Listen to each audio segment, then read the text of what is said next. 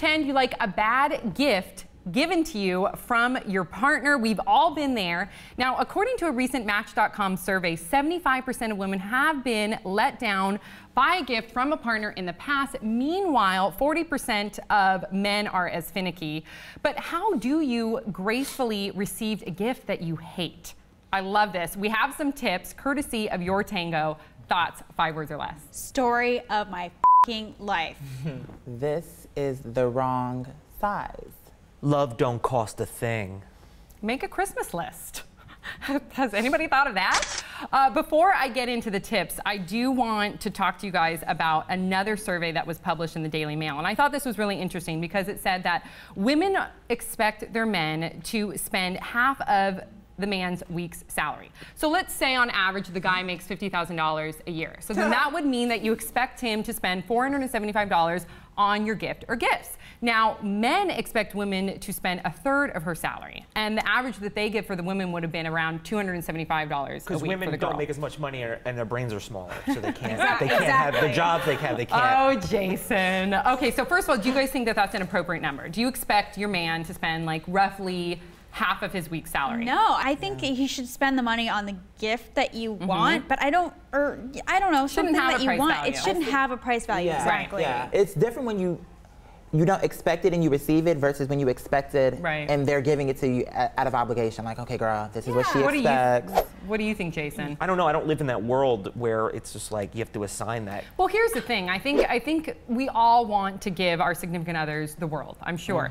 But at the end of the day, don't go into debt over it. There's plenty of things you can do to be creative. And in the past, I've been really pinched for money where just put a price cap on it. Say to your significant other, if you guys are both strapped for cash, hey, let's spend, $25 each and just get creative. I think you should hold off and get somebody like something pricier for their birthday. I think the holidays is more about spending time together. Because you're giving a lot of gifts out to other people, so you're under a lot of stress at that time. It's hard. Especially when your significant other, it's hard. Yeah, and when your significant other has like a big family or something, or you have a big family. Well, that's where you pick names, because my family, we pick names. Thank God. Secret Santa, yeah, we do that too. Yeah, so one of the tips is smile. And they say it's likely your face will try to betray you, so mind your expression. Smile, but be honest and say, I don't like this gift. Like, don't smile and say, I don't like this gift. I don't think I could smile. So, okay, you wear your expressions in your face. If you have a good relationship, they're going to be able to look at you and be like, you're lying. Yeah. Another tip is use the gift in the sentence. Now, they give the example of a magnifying glass necklace. So let's say I get this magnifying glass necklace. I'm supposed to say, a magnifying glass necklace. Never know when the print will be too small to read and your glasses won't be handy. Now, they say the reason that you want to do this exercise is to determine why your partner chose the gift in the first place. This is written by single people. I'd be like, unless you want to do like a librarian porn right here, right now, I am never going to wear this f***ing magnifying glass. But I would say it in a polite way. I thoroughly believe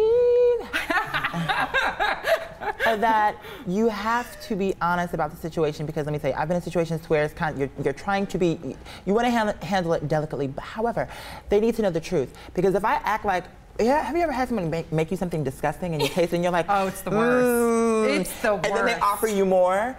How about this? How about, ooh, not really my cup of morning joe with marshmallows. However, I can see how somebody else would like this. Not really my speed. Start with the positive, then go into the critique. Boom. Like that. And that way they're not really, it doesn't think as much. What about you, Jason?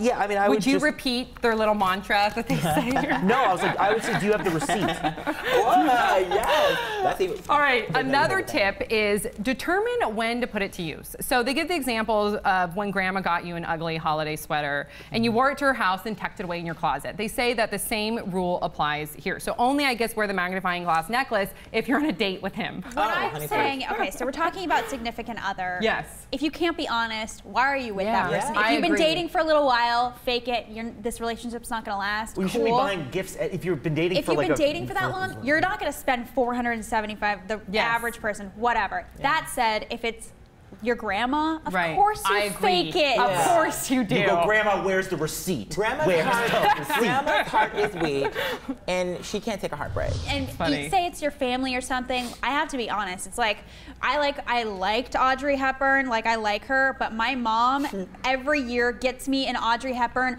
poster, a book. I'm Calendar. like, I don't like her that much. Attention Bree's mom, she does not want any more No. Audrey Hepburn Her mom's not stuff. watching this.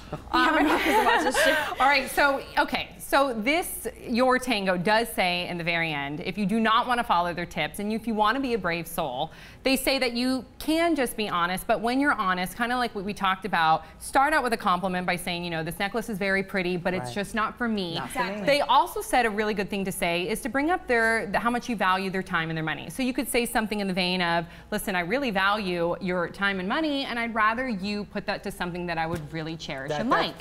Right? I'm on that. I'm with that. Another really good tip is they said for next year, set the stage, drop some hints, maybe a month or so before the holiday, and hopefully you'll get what you want. What do you guys think about these tips? Have you guys ever gotten a bad gift, and how did you handle it? Do you re-gift? Do you get used gifts?